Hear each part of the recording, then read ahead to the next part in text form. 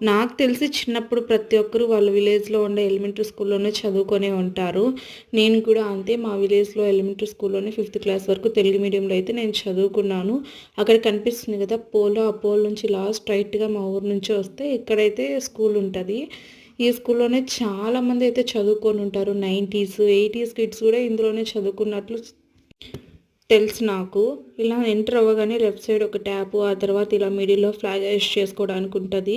అక్కడ స్కూల్‌లో అయితే చాలా పీస్‌ఫుల్‌గా ఉండేది. చాలా ప్రశాంతంగా కూడా ఉండేది. చుట్టూ చెట్లున్నాయి కాబట్టి ఇలా ఎంటర్ అవ్వగానే ముందరైతే ఒక బోర్డు, ఆ తర్వాత ఇలా మొత్తం వరండా లాగా ఉండేది. ఇక్కడైతే ఆల్ఫాబెట్స్ ఇవన్నీ రాసారు. ఇక్కడ కనిపిస్తుంది కదా! మధ్యాహ్న భోజన పథకం అనేసి అది నేను ఫిఫ్త్ క్లాస్‌లో ఉన్నప్పుడు వేశారు. నాకు బాగా గుర్తుంది. ఇప్పుడేంటి స్కూల్ ఇలా ఉంది అని అనుకుంటున్నారా? మా ఊర్లో స్టూడెంట్స్ అందరూ గవర్నమెంట్ స్కూల్‌కి వెళ్ళకుండా ప్రైవేట్ స్కూల్‌కి వెళ్తున్నారు. సో, ఒక్క స్టూడెంట్ కూడా లేకుండా ఈ స్కూల్ అయితే క్లోజ్ చేసేశారు.